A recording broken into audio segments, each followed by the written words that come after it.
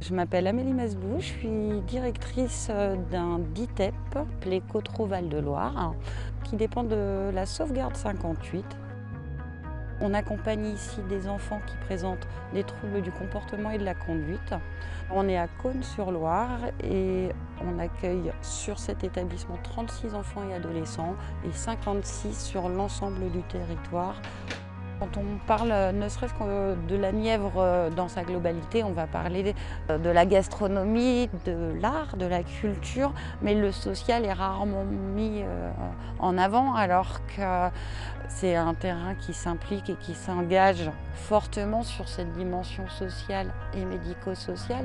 Et il y a de la place, il y a des possibilités et il faut des gens pour s'engager dans cette dimension.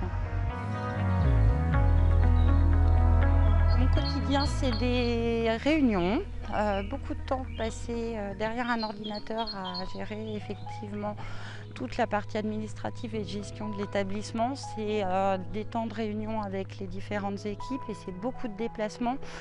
Donc c'est très chronophage, c'est assez dense, c'est également assez stressant. C'est là que je mesure l'intérêt et puis la richesse de la Nièvre.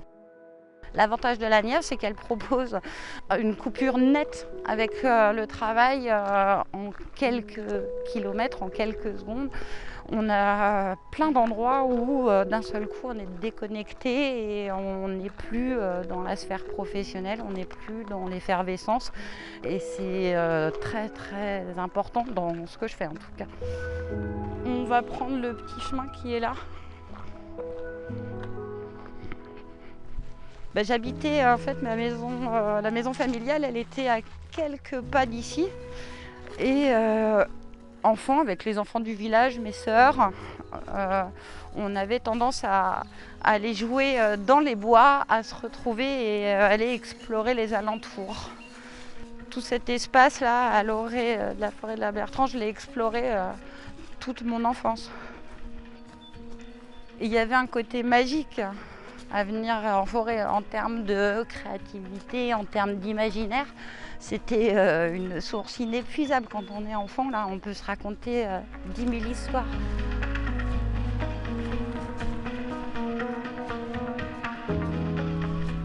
Il y avait une légende qui disait qu'à cet endroit, un trésor celtique avait été trouvé ici. Et quand on était petit, évidemment, on fantasmait la découverte du trésor. Donc c'était vraiment un lieu de quête.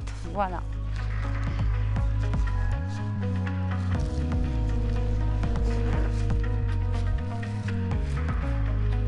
C'est la fontaine de la Vache.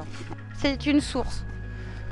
Ça aussi, c'est fascinant quand on est petit d'imaginer qu'on est au début de quelque chose qui va découler aussi loin, aussi longtemps. Il y a un côté un peu, je trouve dans ce décor quelque chose d'un peu quasi mystique, féerique en tout cas, c'est certain. C'est symboliquement très incarné pour moi et ça l'est simplement en fait. C'est un endroit où on se sent bien, parce que s'il y a une définition du calme ou de l'apaisement, c'est là quoi. C'est ici.